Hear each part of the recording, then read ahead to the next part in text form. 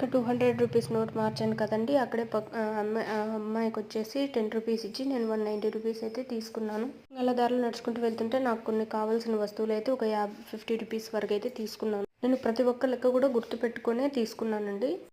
నేను నడుచుకుంటూ వెళ్ళేసి షాప్‌కైతే వెళ్ళాను. షాప్‌లో వచ్చేసి నాకు మిషన్‌కి టైలరింగ్ పరంగా ఏమేమి షాపింగ్ చేయాలో మొత్తం అంతా కూడా తీసుకున్నాను. అక్కడ మొత్తం వచ్చేసి 200 రూపీస్ 210, 220 వరకు బిల్లొచ్చింది. నా దగ్గర ప్రస్తుతానికి అంత లేదన్నా ఇంతుందని చెప్పేసి దాంట్లో కొంచెం మెటీరియల్ ఎనిక్కిచ్చేసి నా దగ్గర మిగతా ఎంతుంది 160 రూపీస్ ఉంటుంది కదా! అదైతే ఇచ్చేసాను. మళ్ళీ అక్కడి నుంచి రిటర్న్ అయితే మళ్ళీ ఇంటికైతే వచ్చేసానండి.